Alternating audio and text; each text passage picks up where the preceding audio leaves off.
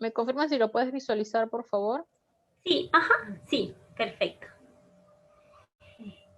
Bueno, les comento, el día de hoy vamos a ver la norma NTP ISO IEC 17020 del año 2012, ¿no? Que es la evaluación de la conformidad, que es una norma que abarca los requisitos para el funcionamiento de diferentes tipos de organismos de inspección. Ese es el enfoque que vamos a ver el día de hoy. Adicional a ello, vamos a darle los pasos que se necesitan, ¿no? O que se hacen para poder obtener esta acreditación antinacal bajo esta norma. Si pasamos a la siguiente. Bueno, ¿qué es un organismo de inspección? Un organismo de inspección que se les conoce como OI es un organismo que va a realizar el examen de algún producto, de algún proceso, servicio, la instalación o diseño, y determinan su conformidad con requisitos específicos o con requisitos generales. Quiere decir que estos organismos de inspección se basan bajo normativas ya establecidas o procedimientos propios si es que no hubiera alguna normativa específica para la actividad de inspección. Por ejemplo, dentro de las empresas que hacen inspección podemos conocer, de repente deben haber escuchado a SGS, porque SGS no solamente es certificación, sino también es una empresa que hace inspección y que está acreditada, ¿no? En lo que es ser un organismo de inspección. Tenemos empresas como Intertech que hacen inspección de lotes de leche, inspección de sistemas HACCP para productos de alimentación, ¿no? Tenemos empresas que hacen inspección de verificación posterior de medidores de energía eléctrica. Por ejemplo, en la actualidad, saben que en este tiempo, con el tema de la cuarentena, muchos de los usuarios, ¿no? O sea, nosotros nos hemos quejado entre las empresas de Luz del Sur o Enel sobre el consumo.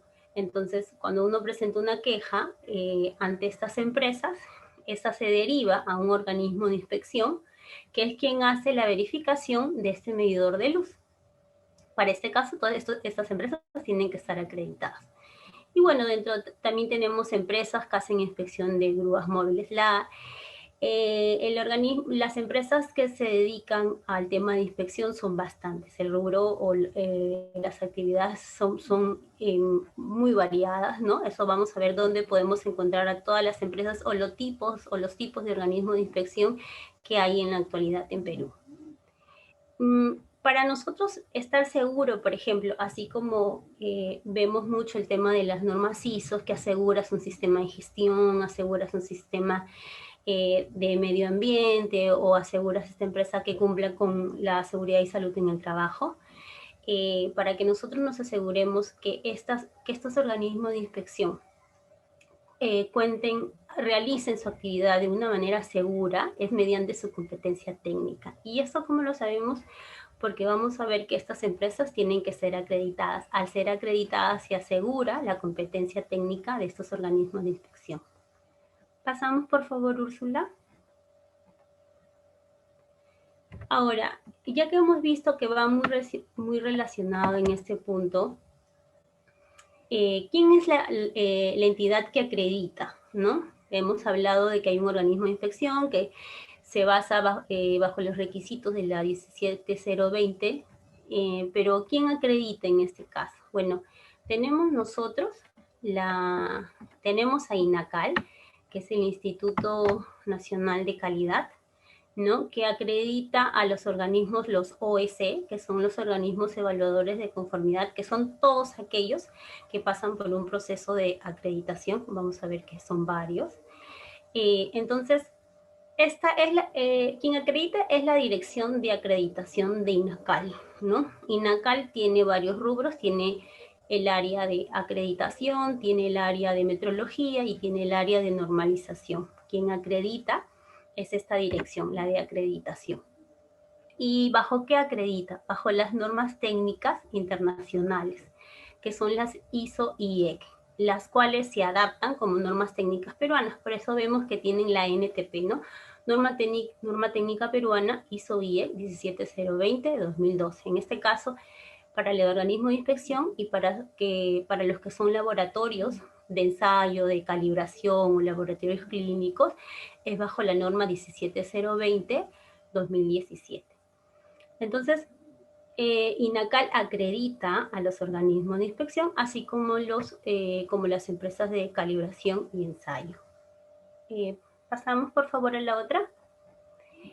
Y ya enfocándonos en sí a lo que vamos a ver hoy día, que es el tema de la norma. La norma, la 17020-2012, no tiene la estructura que podemos ver de repente en lo que es las ISOs, ¿no? Que hemos visto que constan de 10 capítulos y normalmente cuando queremos tener una implementación, de alguna manera al estar alineadas podemos ir implementándolo de manera paralela porque los requisitos se parecen. En el caso de la 17020-2012, la estructura es diferente, cuenta con 8 requisitos. En verdad, el requisito empieza desde el requisito 4, ¿no? Entonces tiene una estructura un poco diferente. Lo que es muy parecido, vamos a ver que también ve temas de proveedores, ¿no? También ve un tema de recursos humanos. Entonces, esos procesos de soporte siempre va a tener en cuenta la norma. Lo que sí es muy parecido con las otras normas es la parte de gestión, que está en el requisito 8, ¿no? Entonces, en ese requisito sí vamos a ver que igual vamos a tener un procedimiento de auditorías internas, un procedimiento de revisión por la dirección, procedimiento de control de documentos, procedimientos de control de registros. Entonces, en esa parte de gestión sí es similar a las normas ISO que nosotros conocemos actualmente. Bueno, en sí la norma tiene el objeto y el campo de aplicación, ¿no? Son todas las empresas que hacen la actividad de organismo de inspección. En todas ellas se aplican y es para cualquier tipo de organización, ¿no? No es limitado. En el punto 2, las referencias normativas. En el 3, términos y definiciones, porque aquí sí tiene conceptos sobre lo que es imparcialidad, qué es una queja, qué es una apelación, ¿no? Entonces sí tiene conceptos que ayudan muchas veces a poder interpretar mejor los requisitos de la norma. En el requisito 4, que son los requisitos generales, van a abarcar 2, que es el 4.1 y el 4.2, que vamos a ver que habla de imparcialidad e independencia y confidencialidad. Vamos a ver adelante, de alguna manera vamos a ver de qué trata, ¿no? Y cómo lo podríamos implementar dentro de nuestra empresa que quisiera acreditarse. Luego tenemos el requisito 5, que son los requisitos relativos a la estructura. Tenemos los requisitos administrativos, que es parte de recursos humanos, el tema del personal, ¿no? En el requisito, Úrsula, no lo llego a ver completo, o creo que salió muy abajo, pero bueno, ya. ¿El 8.2? Sí, no, en esta diapositiva 4, ya, no hay problema, no la veo tan completa. No, sigamos con la anterior. Ok. Bueno, y de ahí tenemos el requisito 6, que son requisitos relativos a los recursos, el tema del personal.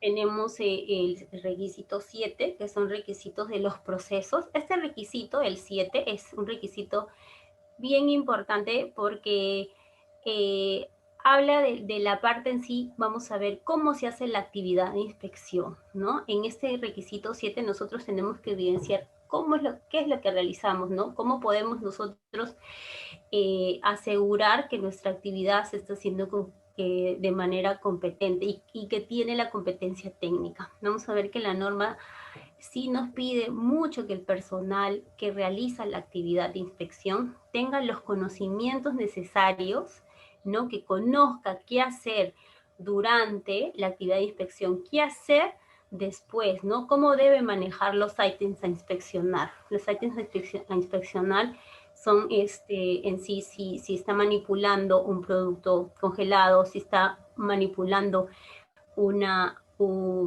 conserva, si está manipulando un medidor de luz, él debe saber cómo debe actuar, cuál es el funcionamiento. La norma es muy rigurosa en este requisito, ¿no? también nos pide que, por ejemplo, en este caso, si nosotros emitimos un informe o un certificado de inspección, estos deben ser trazables, deben tener una identificación única, debemos saber quién es el responsable, quién lo firma o de repente quién lo aprueba. Entonces el requisito 7 acá es muy importante. El resto son como unos requisitos que apoyan, pero en el 7 nosotros debemos demostrar nuestra competencia técnica. En lo que es el 7.5 y 7.6 es en sí lo de quejas y apelaciones, que les voy a luego explicar cuál es la diferencia entre uno y otro. Y como les digo, en el requisito 8 ya es básicamente toda la parte de gestión que lo podríamos ver en las normas ISO, ¿no? Si nosotros vemos por ahí o conocemos el tema de las normas ISO, vamos a ver que el requisito 8 es bastante similar. Ok, podemos pasar a la otra.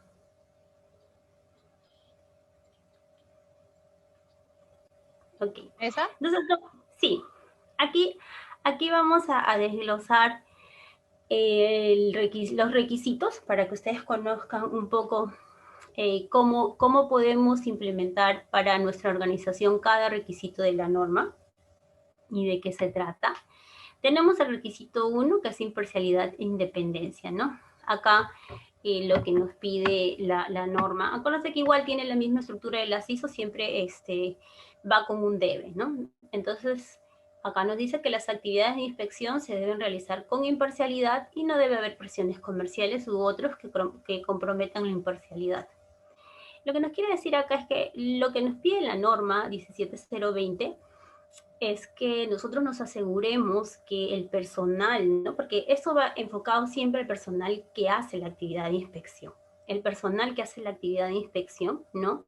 Sea imparcial al momento de dar los resultados, ¿no? Que de repente no se deje, de repente por algún tipo de presión del supervisor, muchas veces también puede ser un tema económico, y sí se ve en las empresas que cuando van los inspectores, que le dicen hacer un tipo de inspección, muchas veces no son los resultados reales cuando van a pesar o el peso de tal, digamos, de las toneladas o las descargas de pescados, no son las toneladas que corresponden, ¿no? Cambian el resultado, o muchas veces cuando hacen una inspección en campo, ¿no? Si el resultado es no conforme, ellos lo pueden poner, o si es conforme, mejor dicho, lo pueden colocar no conforme porque es a favor del cliente. Entonces, la norma nos pide ahí que nosotros debemos asegurarnos que en general la organización trabajar con imparcialidad, ¿no? Y tampoco que debe haber presiones comerciales, ¿no? De repente el gerente comercial, ese cliente no solamente con él hace la actividad de inspección, sino que realiza otras actividades. Entonces podría dar a favor los resultados de esta actividad de inspección. Muchas veces lo que hace la empresa es, por ejemplo, implementar políticas de imparcialidad, políticas de independencia. También se suele hacer una matriz de imparcialidad para evaluar. La imparcialidad va muy relacionada al tema de riesgos, ¿no? La norma ahí nos establece qué tipo de riesgos podría haber, pero referente a imparcialidad, ¿no? En los temas comerciales, en los temas de recursos humanos, en los temas de la actividad de inspección. Entonces eso lo podríamos evidenciar a través de una matriz de imparcialidad. En el 4.2 habla de confidencialidad también. Nos dice que el organismo de inspección es responsable de que toda la información obtenida o generada de la inspección, ¿no? Debe salvaguardarla, ¿no? Lo que quiere decir es que vamos a ver muchas veces que el organismo de inspección va a tener información del cliente, ¿no? Por ejemplo, en el tema de las descargas, ¿no? La cantidad de tonelaje que descarga, la zona de repente de donde pesca, o si hace muestras de lotes de leche, ¿no? De dónde es la producción. Entonces tienen mucha información del cliente. Y lo que pide la norma es que toda esta información debe guardarse de manera confidencial. No solamente de repente el gerente comercial que tiene contacto con el cliente, sino el mismo inspector, que es la persona que va a tener toda la información respecto cuando hace la actividad de inspección. Lo que se hace en este requisito es que igual hagamos una declaración jurada de imparcialidad, independencia y confidencialidad, donde declare pues todo este requisito 4.2 de la norma, de manera que aseguremos nosotros que el personal conoce lo que es la imparcialidad, ¿no? Que conozca lo que es el tema de confidencialidad, ¿no? A través de capacitaciones, sensibilizaciones. También lo podemos plasmar en los manuales del sistema de gestión de calidad, porque la norma en este requisito sí detalla muchas cosas, ¿no? Detalla que nosotros debemos informar al cliente, si tenemos la intención de hacer pública alguna información, nosotros debemos comunicar. Entonces, una manera de implementarlo es que en el manual nosotros podemos detallar cómo implementar este requisito. Hay algunas empresas que pueden hacer un procedimiento de repente de confidencialidad. Entonces, son las maneras que nosotros podríamos implementar este requisito de confidencialidad. Úrsula, porfa, si puedes pasar. Ok, en el requisito punto 1 tenemos que el organismo de inspección debe ser una entidad legal y disponer documentación que describa las actividades para las cuales es competente.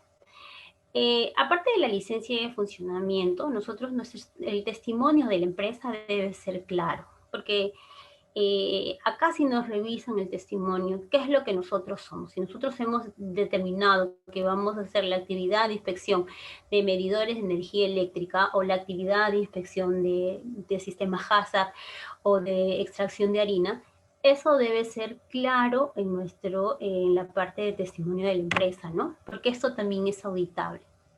Entonces, esta parte es importante porque muchas veces en auditoría, si no es claro, van a tener que cambiar ese documento. Entonces, acá sí es importante detallar, ¿no?, la actividad de inspección a realizar.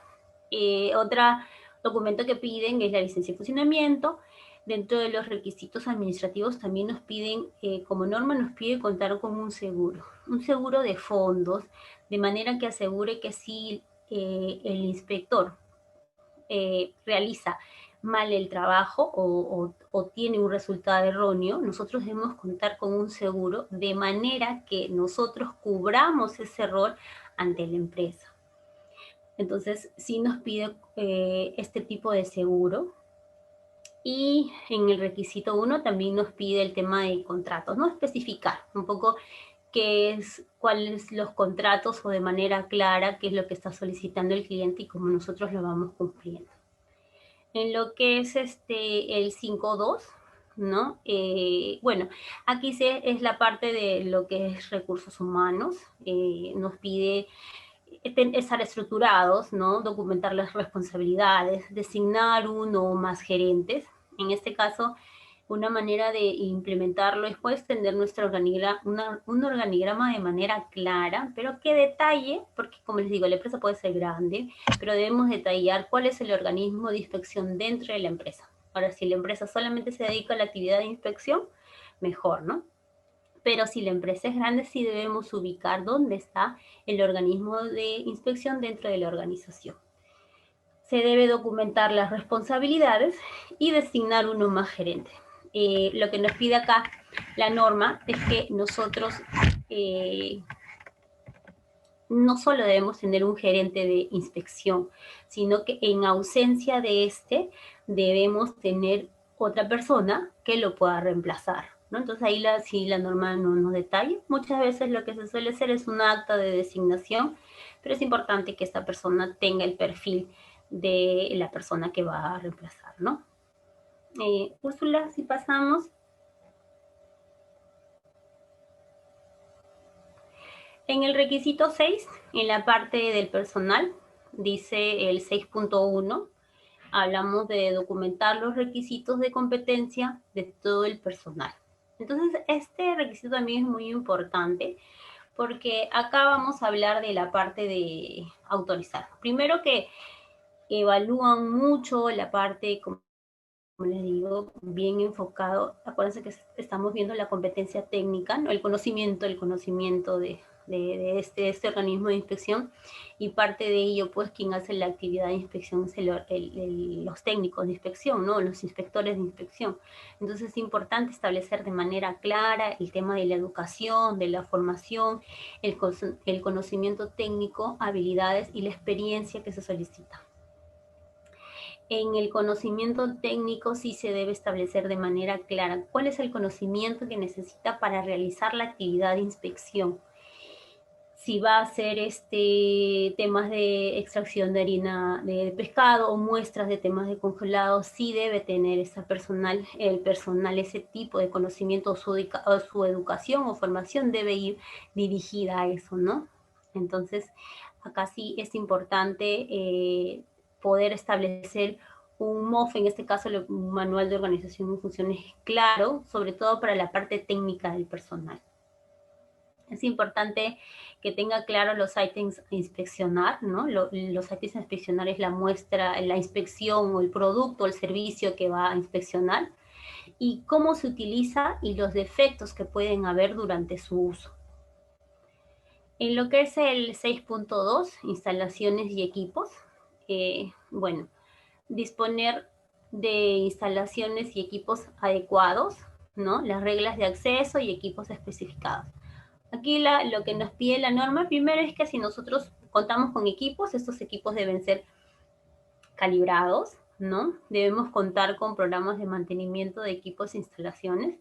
Es diferente que yo haga una actividad de inspección donde almacene productos congelados, o a que haga una actividad de inspección a campo donde no necesite almacenar nada, ¿no? Entonces nosotros tenemos que tener en consideración el tipo de servicio que vamos a realizar, y de acuerdo a eso nuestras instalaciones deben ser las adecuadas. Y si nos piden, ¿no?, que debes tener reglas de acceso para el ingreso, determinar las áreas y especificar los equipos. Muchas veces te piden que si vas a manipular un equipo, debe manipularlo una persona en particular, ¿no? No todo el grupo. ¿Esto por qué? Porque puede afectar el resultado final. Entonces, en este requisito, como les digo, suele tenerse un programa de mantenimiento de los equipos materiales, ¿no? Y es importante acá el tema de los equipos calibrados. Úrsula, abajo hay el 6.3, lo que pasa es que está tan grande que me parece que no veo toda la diapositiva. Si lo puedes... No sé por qué ha salido. ¿Ahí lo ves? Ya, ahí sí, ajá. Sí, porfa. En el 6.3, bueno, lo que es la parte de subcontratación, en realidad la norma no permite un tema de subcontratación, pero sí te dice que en el caso de que fuera pues una carga repentina, ¿no? Y que el servicio no te deje más opción de poder subcontratar, lo puedas hacer. Pero eso sí lo debes informar al cliente. Le debes informar al cliente al tema de la subcontratación. Y adicional a ello, tienes que asegurarte, ¿no?, que esta subcontratación cumpla con todos los requisitos de la norma, porque, bueno, si vas a contratar un personal de inspección, debe cumplir tal cual lo menciona la 17020. Ok, Úrsula, pasamos.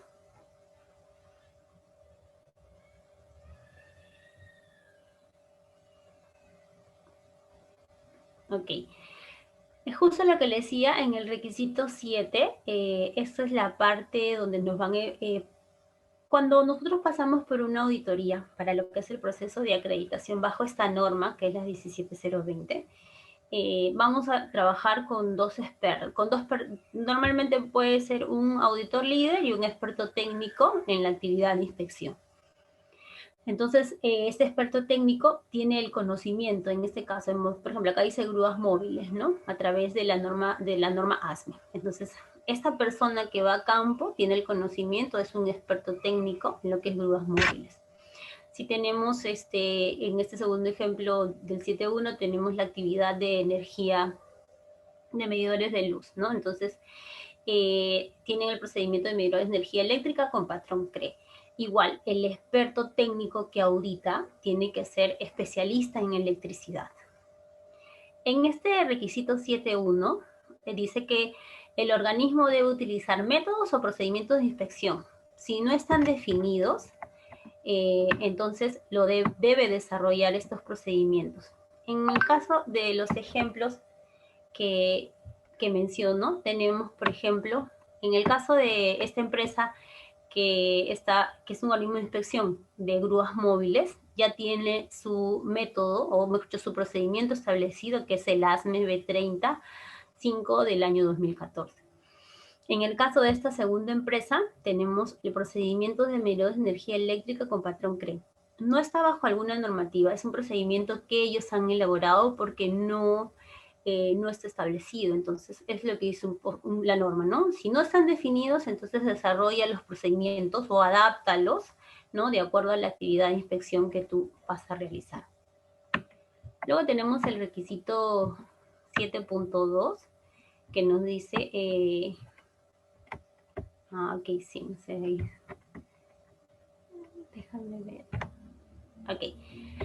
Tenemos el requisito 7.2, que es la manipulación de los ítems y las muestras de inspección. Debe asegurarse que los ítems y las muestras a inspeccionar poseen una identificación única. Entonces, cuando nosotros llamamos los ítems, ¿no?, que vienen a ser las muestras en sí, nosotros debemos tener una identificación clara. Normalmente es lo que se suele hacer es un instructivo de identificación de muestras, de cómo lo vamos a rotular, cómo lo vamos a recepcionar, cómo lo vamos a almacenar, cómo lo vamos a llevar, ¿no?, de donde hemos tomado la muestra al lugar donde vamos, de repente si van a hacerse análisis, en fin. Entonces se puede llegar a hacer un instructivo. Luego tenemos que asegurarnos, por ejemplo, que tengan una identificación única, ¿no? Los certificados normalmente están numerados, ¿no? Llevamos un correlativo. ¿Esto por qué? Porque INACAL en el tiempo a los organismos de inspección les piden un registro de todos los certificados que han emitido en el tiempo, ¿no? Normalmente de enero a junio, más o menos en julio me parece, que se envía un reporte, ¿no? Entonces, de estos certificados emitidos. Porque acuérdense, luego vamos a ver que cuando la empresa o el organismo llega a acreditarse, todos los certificados van a tener el logo de INACAL. Entonces, por eso que INACAL cuida mucho, ¿no?, este tema de que posean una identificación única, y adicional a ello, pues que lleven la lista de los certificados emitidos. Si bajamos, Úrsula, porfa. En el 7.3 ya habla del registro de inspección. Acá nos da, en la norma nos da una serie de pautas de qué debe contener, lo mínimo que debe contener los certificados de inspección o los informes de inspección. La norma nos detalla, ¿no? Y adicional es que nos dice que debe ser trazable. ¿Qué quiere decir el ser trazable? Que aparte de tener la identificación única, nosotros debemos saber quién es el inspector, ¿no?, que realizó el servicio. Por último, si hay un supervisor que ha revisado este documento, tiene que estar la firma del supervisor, tiene que estar, si hemos utilizado equipos para realizar esta actividad, deben estar identificados los equipos, porque esos equipos deben ser calibrados, la fecha que se realizó la empresa. Entonces nos piden una serie de información que debe estar dentro de estos registros, ¿no? Y bueno, sobre todo ser trazables. ¿Podemos pasar?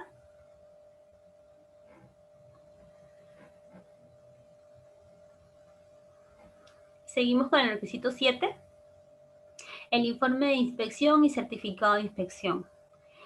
En este caso, los organismos de inspección emiten un informe o un certificado de inspección, ¿no? Entonces, ese es el resultado de la actividad de inspección, es este informe de inspección o el certificado. Y como les dije anteriormente, estos informes o certificados deben ser de manera, un informe correcto, preciso y claro, no debe haber ambigüedades. En el informe, a veces hay informes que dicen conforme, no conforme, ¿no?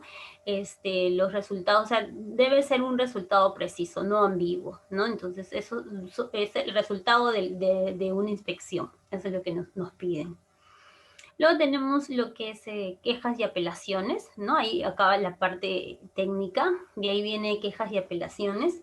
Las quejas para la norma es cualquier desacuerdo que puede tener el cliente con respecto a la actividad, que puede ser que no llegó a la hora, que de repente por ahí no sé, no dejó en orden. Cualquier queja que el cliente puede tener, no registramos. Sin embargo, y bueno, igual se trabaja mediante el proceso que establece la norma. En cambio, la apelación para la norma es que el cliente esté en desacuerdo con el resultado del organismo de inspección. Esa es una apelación, ¿no? Él dice, no estoy conforme con el resultado final de tu certificado, de tu informe. Entonces, eso es una apelación. De frente es una apelación, no es una queja. Y nos pide ahí tomar la diferencia, ¿no? Entre que es una queja y una apelación. Y nos dice que debemos disponer de un proceso documentado para recibir, evaluar y tomar decisiones sobre las quejas y apelaciones. En este caso, una manera de cumplir este requisito es que nosotros tengamos un procedimiento de quejas y apelaciones, ¿no? Y los registros de quejas y apelaciones, y identificar de manera clara, pues, qué es una queja y una apelación. En el 7.6, lo que es procesos de quejas y apelaciones, acá sí la norma nos pide que nosotros demostremos cómo, cuando establezcamos o cuando hagamos este proceso, nosotros recepcionemos, cómo validamos, cómo investigamos la queja o apelación. Entonces sí nos pide varios puntos en este requisito de cómo debemos atender esta queja y apelación, ¿no? También nos pide que nosotros hagamos pública o difundamos estas quejas y apelaciones. Normalmente lo que se hace es poder, si tienen una página web, pueden difundir este proceso. Si tienen una red social, también pueden difundir este procedimiento, fulgorama, lo que ustedes crean conveniente, a través de estos medios, porque sí te pide la norma que tienes que difundir, o sea, tienes que darle a conocer a tus partes interesadas, ¿no? Pasamos.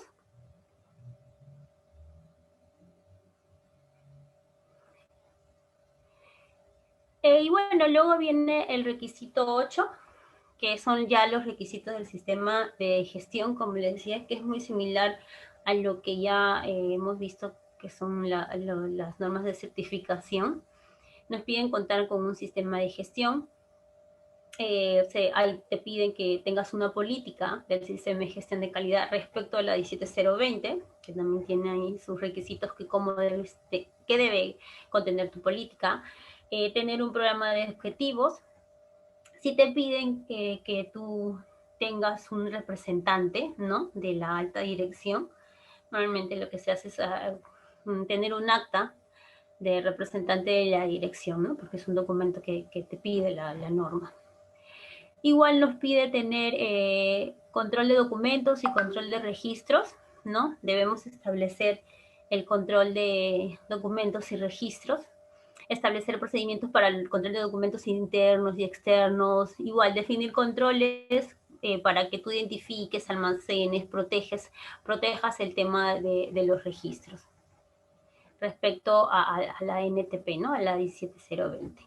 En este caso es importante tomar en cuenta que lo mínimo que tú como registro debes tener es lo que dure tu proceso de acreditación, que son 4 años. Entonces, no puedes establecer que yo voy a, en este caso, tener mi documento solamente 1 año, 2 años, mi registro, ¿no? Mínimo tus registros deberían retenerlo 4 años para luego darle una disposición final de eliminarlo, ¿no? Si pasamos, por favor. Tenemos el requisito 8.5 de revisión por la dirección. En este caso, bueno, nos sirve para que nosotros podamos revisar todo nuestro sistema de gestión o saber cómo hemos implementado, en este caso, el requisito 4, el 5, el 6 y el 7, ¿no? Para ver cómo lo vamos implementando. En este caso, nosotros debemos tener un programa de revisión por la dirección, un checklist de revisión por la dirección con elementos de entrada y elementos de salida que establece la norma. y nos pide un procedimiento de auditorías internas, ¿no? Este procedimiento de auditorías internas es importante que ustedes, cuando implementen la 17020, tengan en cuenta la directriz de la 17020, porque la directriz nos da pautas sobre ciertos puntos de los requisitos de la norma. Por ejemplo, en el tema de auditorías internas, acá nos dice establecer procedimientos para las auditorías internas para verificar que se cumplen los requisitos, ¿no? Y a intervalos planificados. Sin embargo, la directriz, ¿no?, que nos ayuda a una interpretación de la norma, nos dice que debe ser cada 12 meses. En este caso, para cumplir este requisito, podemos tener un programa de auditoría, ¿no?, un informe de auditoría para evidenciar el cumplimiento de este requisito. Si pasamos, por favor, Úrsula. Luego tenemos acciones correctivas y acciones preventivas. Aún la norma, la 17020, mantiene lo que son las acciones preventivas. Acuérdense que es la versión 2012. En ese caso, para ambos procedimientos nos dice que debemos establecer procedimientos para atender tanto pues las acciones correctivas, ¿no?, las no conformidades que podamos identificar dentro de nuestras operaciones, y nos dice también que debemos emprender acciones preventivas que eliminen las causas de las no conformidades potenciales, ¿no? Sabemos que una acción correctiva es que una vez que se encuentra esa no conformidad, se va a tomar acciones, ¿no?, para poder eliminar la causa de esta no conformidad detectada. En cambio, una acción preventiva es que antes de que suceda, vamos a tomar acciones para que no suceda esta no conformidad, que es una potencial, pero nosotros la estamos identificando antes, ¿no? Entonces, aún la norma conserva lo que son acciones correctivas y preventivas. Pasamos, por favor, Úrsula. Les explico un poquito lo que habíamos visto, eso es lo que era la 17020, ¿no?, los requisitos a partir del requisito 4 hasta el requisito 8. Y también les mencioné que íbamos a ver a grosso modo cómo podemos, cuáles son los pasos para que una empresa, ¿no?, luego de implementar su sistema de gestión bajo la 17020, pueda obtener la acreditación. Primero es informarles que INACAL tiene en su página todas las empresas o todos los OI, que son organismos de inspección que están acreditados. Y bueno, acá ahí tenemos la lista, es el directorio de los organismos acreditados. Y ustedes pueden entrar a la página de INACAL Acreditación, ¿no?, y ver, por ejemplo, tenemos a la empresa, la primera, ¿no?, AIBET Inspecciones Perú. Ustedes les hacen clic en ver y podemos ver cuál es el alcance de la empresa, ¿no? Cuál es sobre qué está, cuál es su actividad de inspección. Y así pueden ver las diferentes empresas acreditadas por parte de INACAL. ¿Podríamos pasar a la otra, por favor?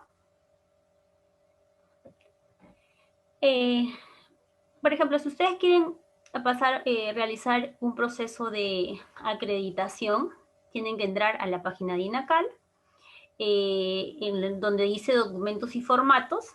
Ustedes van a descargar, obviamente luego de que ustedes ya han implementado la 17020, ¿no? Ya tienen su sistema de gestión bajo esa norma como organismo de inspección, bajan una solicitud, todos los documentos están en la página de INACAL y los pasos de realizarlos también están en la página de INACAL.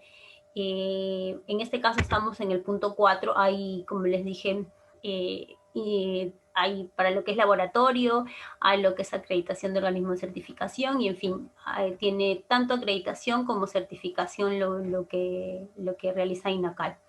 En este caso, para lo que es acreditación de organismo de inspección, hay una solicitud para organismo de inspección a través del formulario de A-002.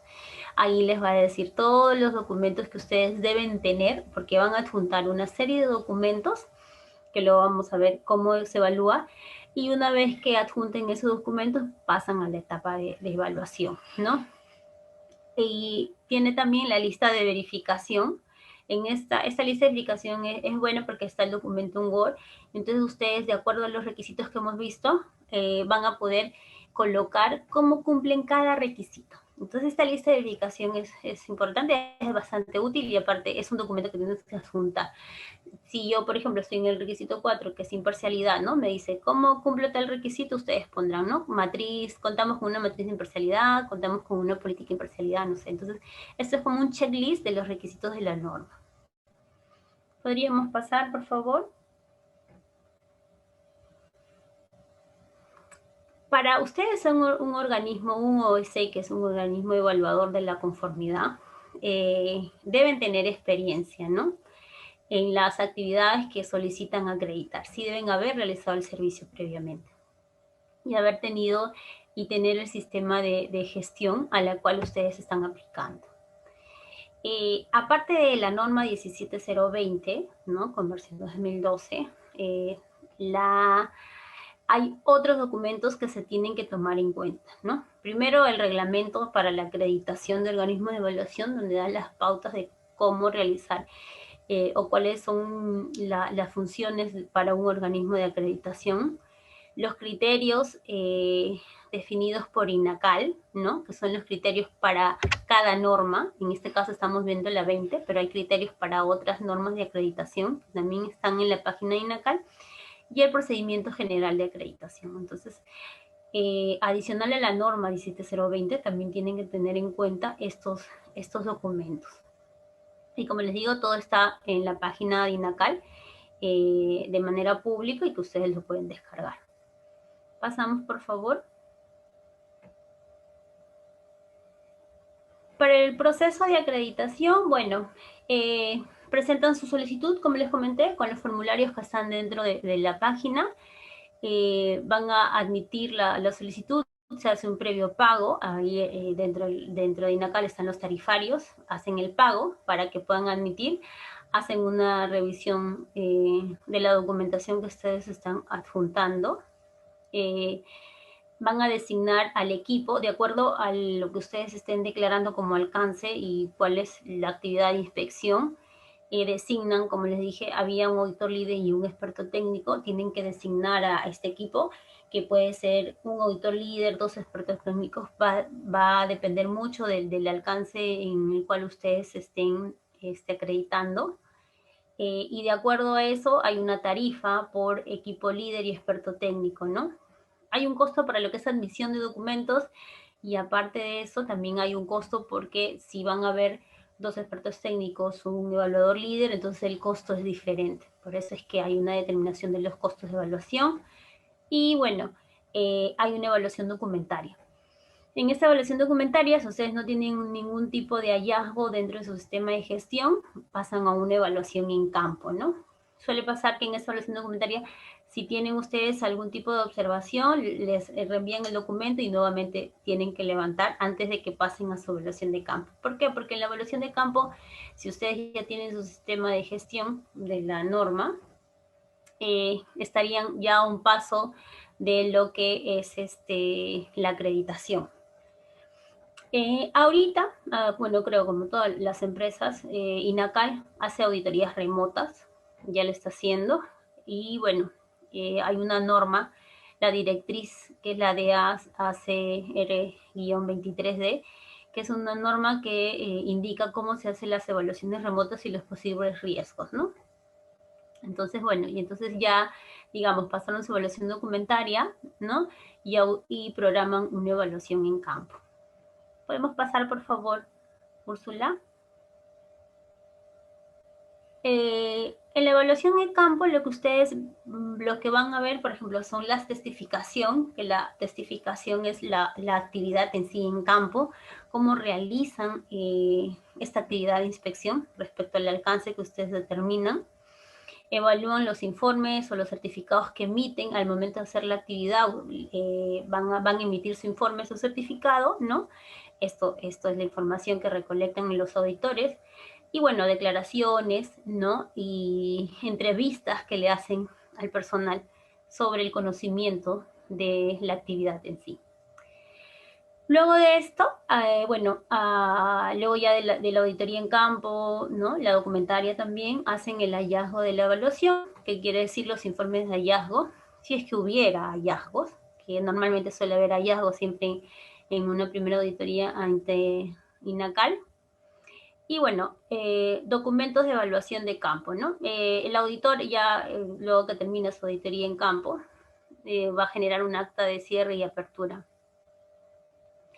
Y bueno, el tratamiento de las... Si ustedes llegan a tener en esta primera evaluación, por su primera evaluación en el proceso de acreditación, llegan a tener no conformidades, hay que darle un tratamiento. De tener hallazgos, ustedes van a pasar por una evaluación complementaria. Porque tomen en cuenta que ustedes, para que se acrediten, tienen que pasar con 0 no conformidades. Así es que si su auditoría, su primera evaluación, ustedes tienen alguna no conformidad, esta pasa por una auditoría complementaria, levantan esta no conformidad, evalúan. Podemos pasar, porfa, a la siguiente, Úrsula. No, la anterior. Bueno, una vez que ustedes levantan esa no conformidad y hacen, si pasaran por su auditoría complementaria, esto pasa por el comité de INACAL, ¿no? Que es hay un coordinador de esquema y un especialista de acreditación. Y bueno, revisan toda la documentación de las auditorías que han pasado, el levantamiento de sus no conformidades, ¿no? Y bueno, una vez que ya el comité le da el visto bueno, recién les otorga la acreditación, ¿no? Eso es un alcance, por ejemplo, de una empresa, ya cuando ha sido otorgado su acreditación, ¿no? Bajo la norma 17020. Ok, eso sería todo.